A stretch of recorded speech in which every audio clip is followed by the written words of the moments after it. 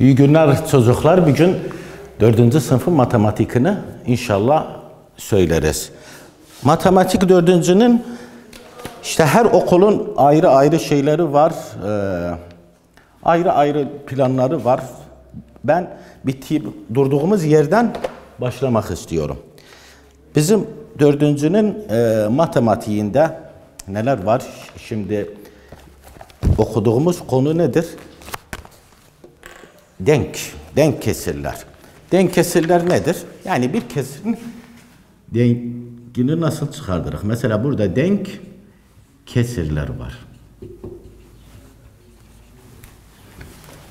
Denk kesir, mesela bir kesiri getiririz, o kesirin dengini nasıl buluruz? Mesela, şimdi burada bazen bölünür, o kesirdeki sayılar bölünür, bazen de bölünmez. Bölünmediği zaman onun çarpısını yaparız. En az sayı, istediğimiz sayı gibi en az sayı mesela 2'ye çarparız ya da 3'e çarparız.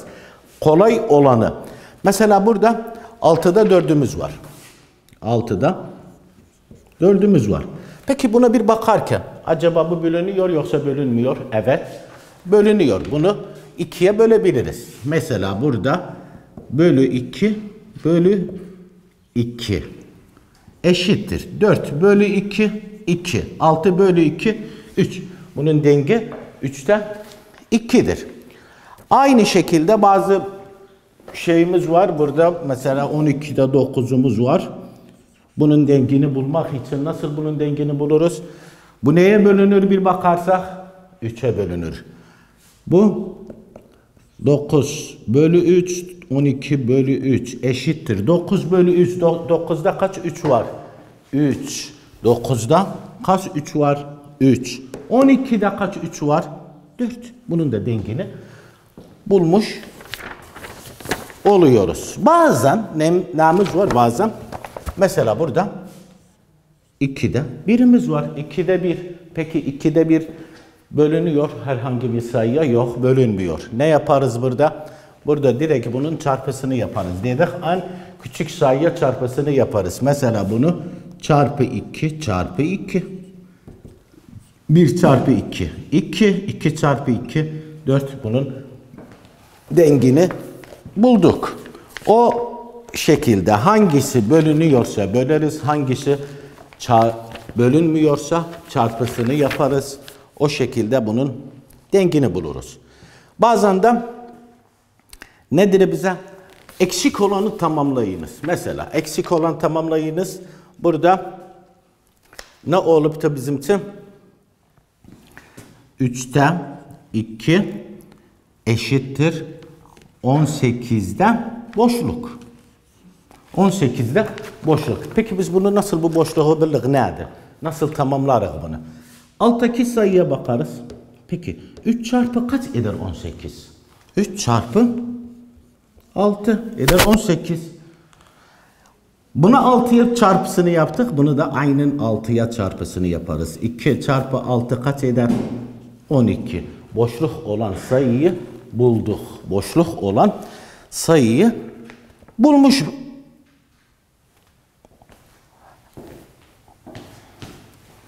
Aynen buna benzer bir şey.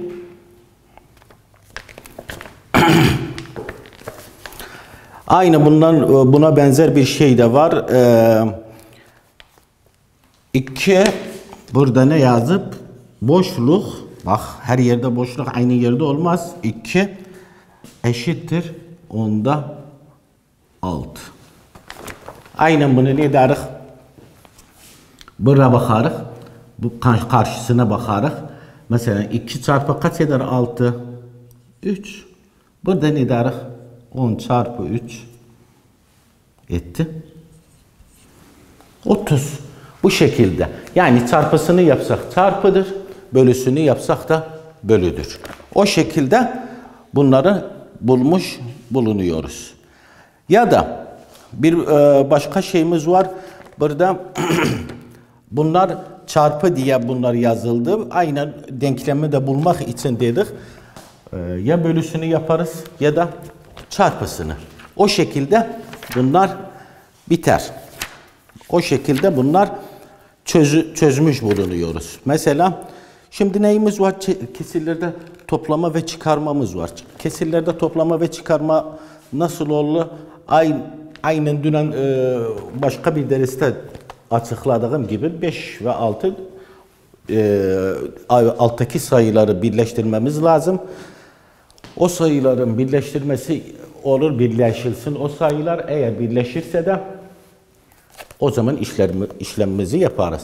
Ama dördüncüde o biraz daha 5'ten 6'dan daha kolaydır. Çoğunlukla ne olur? 6 birleşim olarak mesela gelir. Geçse de çok kolay bir şekilde bunu yapabiliriz. Mesela 12'de 1 artı 12'de 4. Buna baktığımız zaman, bu kesirlere baktığımız zaman nedir bu kesirler? Bu kesirlerin 6 birleşik olan sayılar var içinde. Yani aynı sayıdır. Hiçbir işlem yapmarız burada. Burada direkt artısını yaparız. 12'ni kendisi gibi yazarız. 1 artı 4 etti 5 direkt çözeriz. Direkt işlemimizi yaparız. Ya da eksi olanlar 10'da 9 eksi 10'da 1. Aynen artı gibi 6 10'du. 10 olduğu için 10'u kendisi gibi yazarız. 9 eksi 1 8. Ama burada ne var? Burada basitleştirme var. Çünkü bu 8 ile 10 8 ile 10 nedir? Bölünüyor. Mesela burada bunu 2'ye bölebiliriz. 8'de kaç 2 var?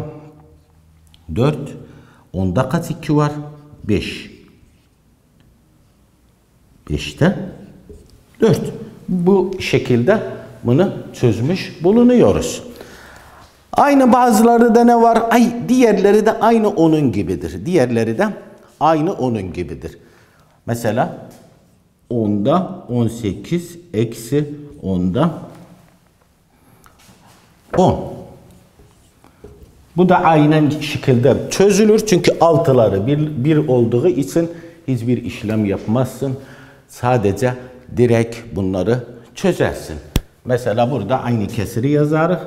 10'u alta kururuz. 18'den 10 çıksın 8. Aynen bunun gibi bu da bölme istiri. Çünkü basitleştirme bakarak ikisi de çift sayıdır. Bölünür. Bunu neye böldük? 2'ye. 8'de kaç 2 var? 4. 10'da kaç 2 var? 5. Bu şekilde 5'te 4. Bunu da çözmüş bulunuyoruz. Hepsi kolay ve bazen de ne geldi bizimki? Bazen de üçlü kesir gelir. Üçlü gelsin. Kaç gelirse. Mesela 3'te 1 artı 3'te 2 artı 3'te 4 mesela. Bunu da aynı şekilde çözersin. Hiçbir şey yoktur. Kaç kesirde olsa alttaki 3'ü yazarsın. 1 artı 2 3 artı 4 7. Bu bölünmeli.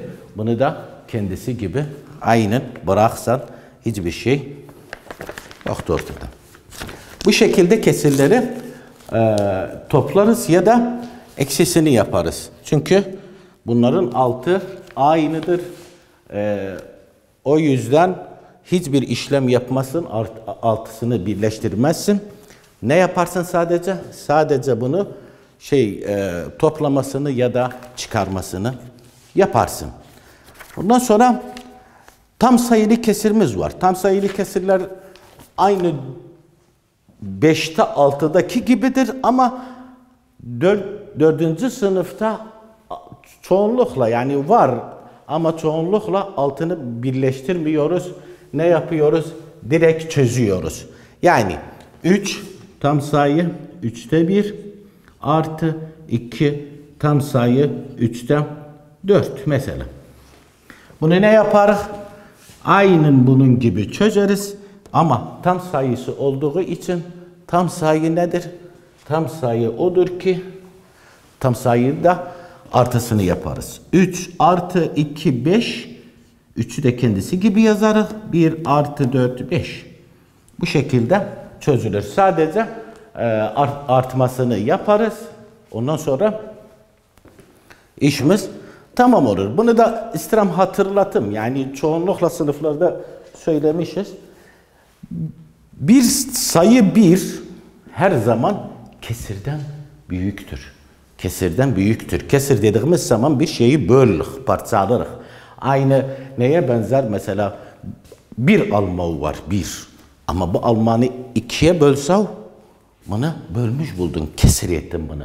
Yani bir alma daha çoktur, yoksa iki parça edende yarısını bir gesi yesin, yarısını da özü yesen, elbette ki bir kesirlerden büyüktür. Bakma 4'te 1'dir, 4'te 6'dır, 4'te 3'tür. Ama bir daima kesirden büyüktür. Kesir birden küçüktür. O şekilde. Bu tam sayılı kesirleriydi ki biz bunları size anlattım. Bu örneklerden, bunlardan evde birkaç defa yapsanız hiçbir problemimiz kalmaz. İşimiz tamına tamam olur. Peki. Geldik aynen şekilde bir örnek verdim tam sayılı kesirlerde. Tam sayılı kesirlerde edebildik. Mesela eksi de verək. Mesela 5 tam sayı 10'da 5. Eksi 3 tam sayı 10'da 3. Bunu aynen o şekilde yaparız. Aynen dediğim kimin 10 kendisi gibi kalır. Değişmez. 5'ten 3 çıksın 2. 5'ten 3 çıksın 2. Bu şekilde bunu çözeriz. Hiçbir problem özümüzde kalmaz. O yüzden kesirler de 4. sınıfın kesiri, yani çoğunlukla kolay olanlar gelip kolay olanlar da geldiği zaman hiçbir şey yoktu. Sadece direkt ya artısını ya da toplamasını yaparsın. Yaptıktan da sonra ne olur? Bunlar çözülmesi daha kolay olur. Aynen dediğim gibi size nerede bu? Yani şey gibidir. Mesela bunun da anahtarı nedir? Bunun da anahtarı aynı dediğim kimin çarpıdır. Çarpını bildiğin zaman bunların çözümünü bilirsin. Denk kesirleri de dediğimiz kimin? Denk kesirler nerede? Denk kesirler o da bölünüyorsa bölersin, dengini bularsın. Bölünmüyorsa çarpısını yaparsın. En az sayıya çarpısını yaparsın. Bizim bazen onda bir basamağımız var, %1'imiz var. Bunları nasıl kesire dönüştürürüz ya da binde birimiz var. Bunları nasıl kesire dönüştürürüz ya da kesiri nasıl ondalık sayıya dönüştürürüz. Mesela burada bizim neyimiz var? 0,5. 0, bu ondalık sayıdır. Ondalık sayıyı nasıl kesir ederiz? Bir sayı olduğu için diğerine da 5. Bir sayı olduğu için. Yüzdemiz var mesela 0,12'miz var eşittir. 2 sayı olduğu için 100'de 12'miz olur. Bu şekilde. Aynı buna benzer şeyler nedir? 0, mesela 325'miz var eşittir binde. Bak 3 sayı olduğu için binde 325'imiz var. 325. Yani bu şekilde bunları yaparız. Eğer istesek bunları ondalık sayıya dönüştürək. Ondalık sayı ne olur? Aynen buna dönüşür. Mesela bu 5'tir. Eşittir. Ne olur? 0,5. Bu nedir? 0,12. Eğer bazen tersi gelir 0,325. Tersi gelir. Ama bu sıfırların yerine 1 olsa, 2 olsa bunlar tam sayılı kesirdir. Onda da tam sayını buna kurarsan. Yani işimizde bir şey yoktu diyesem bunları nasıl yapmışız? Her şeyde özellikle matematikte yasalar var. Yasayı kullan, öğretmenin sana öğrettiklerini yaparsan hiçbir problemi kalmaz. Dediğimiz kimin kesirlerde toplama ve çıkartma var ise toplarsın, çıkartırsın ama bir şartla kesirin alttaki sayıları 1 olsun. 1 olduğu zaman hiçbir problemi yoktur. Direkt çözümünü yaparsın. Bunu gelecekte inşallah olsa da gelecekte bazen altları birleşik değil. Ne desen altını birleştirmen lazım. Mesela ben bir örnek sizin için getiririm. Çünkü siz 4. sınıf bunu 5'te de 6'da da aynı tekrar bunu okursunuz. Yani 6'da 3 artı 3'te 1. Bak bu 6 birleşik değil. Bunun altını birleştiririz. Sonra konuyu çözeriz. Yani kesirlerde eğer önünüze toplama veya çıkarma gelirse mutlaka altını birleştirmeniz lazım. Bunun altını birleştirmeniz lazım. Yani buradan bak ne direm illa olur neyi bilesem çarpını. Çarpını bilmesem hiçbir zaman bu olmaz. 6'dan 1 mesela 6 çarpı 1 6. 3 çarpı kaç eder 6? 2. Aynı dün gibi başkaları için bunları çözmüştüm de bunların çarpısını yaparsın. Sonra çıkartırsın. 1 çarpı 6 6 artı 2 çarpı 3 6 1 çarpı 3 2 çarpı 1 2. Burada direkt bak altını birleştirdik. Altını kendisi gibi yazarız. 3 artı 2 5. O şekilde bunu çözeriz. Çoğunlukla neler gelir? Çoğunlukla 6 birleşi olan gelir ama onlar da gelir de o yüzden bir şeyleri geldik şeye binde bir basamağı, onda bir basamağı ya da yüzde bir basamağı aynen dediğim kimin ondalık sayıydı bunların yüzdeliğini ya da ondalığını ya da bindeliğini yazarsın. O şekilde işlemlerini bulursun. Ondan dolayı nemiz var burada bizim? Bu gibi çözümlerimiz var. Yani bölüde ya da çarpıda mutlaka neyi bilmen lazım? Çarpıyı bilmen lazım. Çarpıyı bildiğin zaman sen hem bölüyü hem de çarpı işlemlerini hepsini çözebilirsin. Orada neler kalır? Orada adımlar kalır. Mesela ne adım hangi adımlarla bu işlemleri yaparsın. Sonra çözümüne ulaşırsın. O yüzden dördüncüde en önemli şey nedir? En önemli şey odur ki sen çarpıyı bilmen lazım. Çarpıyı bilmezsen hiçbir şeyi ortaya yapamazsın. Hiçbir çözümü yapamazsın. Yani biz bazen dördüncüde mesela çoğunlukta çok talebeler öğrenciler neleri unutur. Mesela artı ve eksi işlemleri uzun olan artı eksi işlemleri onları da bilmeleri lazım. Mesela burada 4566'mız var. Eksi 2589'umuz var. Biz bunu kaç defa bunları çözdük. Kaç defa çözdük bunları ama neydim?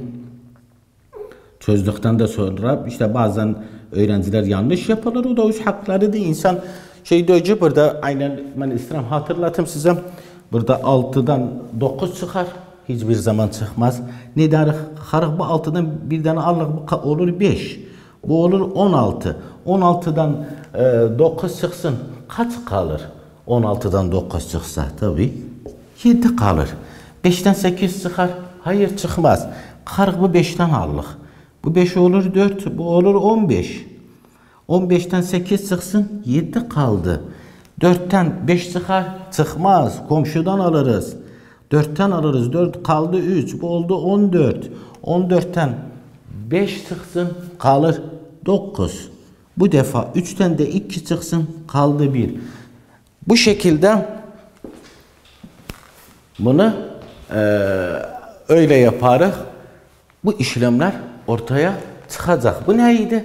Bu eksiydi. Gelek biz artıya. Peki artını biz nasıl yapak? Aynı şekilde de ama bu eksi değil artıdır. Bir şeydir üzerine kursan. Çoğunlukla sayıda 8975'i getirdim. 6873'ü getirdik. Bunu ne yapar? Bunun artısını yaptığımız zaman 5 artı 8 kaç eder? 5 parmağım var. O bir 5 parmağımdan da 3 kurun 5 parmağı tabii ki 8 olur. 7 artı 7 kaç eder? Dedik 14 olur. 4'ü yazarız. Bir de elde hadi. 1'den 9 kaç etti? 10. Artı 8 18. 8 elde var 1. Ne kadar sayı kalıpsa işlem yapmak için, artı yapmak için ya da eksi yapmak için bu ne desem bunu? Bu kalan sayını diğerine kurasan, ondalık sayıları kurasan üzerine. Bu 1'den 8 9, 9'dan 5 6 etti. 15 bu şekilde bunu çözmüş olursun. Çözdüğün zaman da hiçbir problemin kalmaz. Ama önemli olan, burada ne var önemli? Önemli olan acele etmemek. Acele etmemek. Ondan sonra bunları yavaş yavaş çözmek. Çözdüğün zaman hiçbir problemin kalmaz. Bazen öğrenciler ne yaparlar? Yarışma yaparlar. Öğretmenim ben bittim, ben evvel bittim, ben sonra bittim, ben bilmem ne. Ya bu yarışma değil. Ne kadar dikkatli bunları çözersen o kadar işlemin daha doğru olur. O zaman hiçbir şey yapamazsın. Mesela bunun yanlış olmağı söz konusu değil eğer dikkatle yaparsan. Ama dikkatsiz yaparsan en küçük sayıyı yanlış yapsan hepsi yanlış olur. Hepsi yanlış olur. Çünkü bu matematiktir. Sayılara itimadını neye kurup? Sayılara kurup. Sayılara kurduğu zaman o zaman işlemlerin belki de yanlış olur. Biz de inşallah hiçbir öğrencinin işlemi yanlış olmasını istemeriz. Anlar. Burada geldik bunları ettik. Ondalık, yüzdelik, bindelik sayıları da yazdık. Ondan sonra kesirleri başladık kesirleri yapmaya. Kesirleri yaptıktan sonra ne dedik? Dedik önemli olan kesirlerde nedir? Alt sayıların birleşmesi. Yani 3 ise hepsi 3 olsun. 10 ise hepsi 10 olsun. Onu birleştikten sonra işlemini yaparsın. Ama öyle gelirse de hepsi 6 bir sayıydı. Hiç düşünmeden alttaki sayıyı kendisi gibi yazarsın. Üstteki sayıyı da ya toplarsın ya da çıkartırsın. O zaman bir şeyin kalmaz ama eğer sonuçta o kesir basitleşiyorsa basitleşir. Basitleştirme nedir? Yani bölersin. Böldükten sonra işlemin tamam. Sen bir baksa acaba bölünüyorsa bölerim, bölünmüyorsa bölmerim. Kendisi gibi bırakırım. Yani aynı bunu vurguluyorum. Yani bak kaç defa onu iade ettim. Nedir konu ortada? Odur ki çarpıyı bil. Çarpıyı bildiğin zaman bölmeyi de bilirsin. Çarpı matematiğin anahtarıdır. O yüzden her zaman bunları yaptığın zaman ne yaparsın? Çarpıyı bildiğin zaman bunların işlemini yapabilirsin. Bölmesini yapabilirsin. Hiçbir problem de önünde kalmaz. O yüzden daima çarpıyı. Artıyı geldik okuduk. Artı dedik. Aynı şekilde ne kadar kalırsa elimde onu diğer sayının üzerinde yazarım. Sonra onuyla toplarım. Eğer eksi işlemimde varsa eksi işlemini aynı şekilde çıkartırım. Eğer yoksa, diğer sayıdan azsa yandaki sayıdan bir sayı alırım. O sayıyı diğerinin üzerine eklerim. O zaman işlemimi yavaş yavaş yaparım. Yaptıktan sonra hiçbir problemim kalmaz. O yüzden ben dediğim gibi size abi işlemler bu şekilde olur. Denk kesirlerimizde olduğu zaman ne olduk dedik? Dedik bölünüyorsa böleriz, bölünmüyorsa bölmeyiz. Yani mesela biz burada neye bakırız? Burada biz buna bakırız. 27 ile 18'e baktık. Peki 27 ile 18 hangi çarpı işleminde var? Hangi çarpı işleminde var? 27 ile 18 mi? 3 çarpı işleminde var. Eğer ben ezberliyorsam çarpıyı hepsini bilirim. Bu direkt bunu baktığım zaman şeyi de bildiğim zaman çarpıyı da bildiğim zaman direkt buna bölüm neye bölüm? Rasen eşittir ne? 27'de kaç 3 var? 9. 9 çarpı 3 eder 27. 18'de kaç 3 var? 6. 6 çarpı 3 18. Peki 9 ile 6 bölünüyor yoksa bölünmüyor? Bölünüyor. Bunun denk kesirini bulduk. Yani bu 18'de 27'ye karşı 6'da 9'dur. Bu şekilde bunu yaptık. Hiçbir şeyimiz de ortada kalmadı. Yani bu kadardı. Bazen tam sayılı kesirlerde dedik. Tam sayılı kesirlerde de işlemleri yaptık. Artı eksi işlemleri yaptık da. O yüzden ne oldu?